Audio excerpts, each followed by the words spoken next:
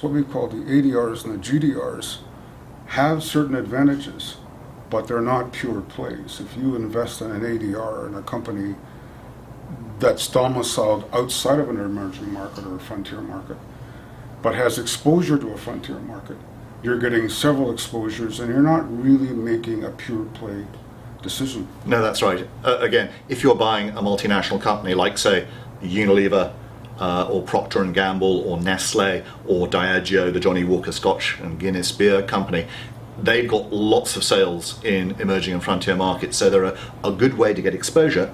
But because they're listed in the UK or the US or Switzerland, their correlation will be with their domestic market, not with the frontier market. So although you may actually do fairly well, as you have done, I should mention that both Al and I own shares in Diageo, the drinks company. That's our disclosure. Yes.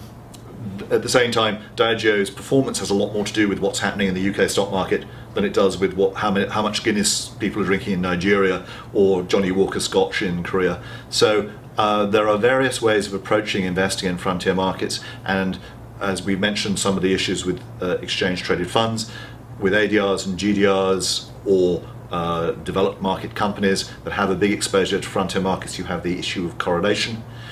So our considered advice is that investors looking at frontier markets should get an actively managed global frontier markets fund. And the evidence so far, and none of them have been going for longer than 5 years, but the evidence is that if you do that, you will outperform the index and you will be able to reduce the overall volatility of your portfolio. This is one of those arguments that crosses over various types of investing, is active management versus passive management. And in this context, we believe very strongly that investors should go for actively managed funds. That's not to say that there's anything intrinsically wrong with ETFs, but in this category, at this time, it's probably the best way of...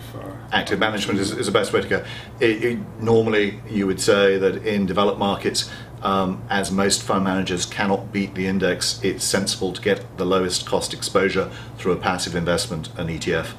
That's not the case in frontier markets because they're inefficient, they're illiquid, and the volatility is very high. This is where active managers earn their fees, and even though the fees are high, as we mentioned, 2.5% in many cases, even with that drag, they've still managed to outperform the index.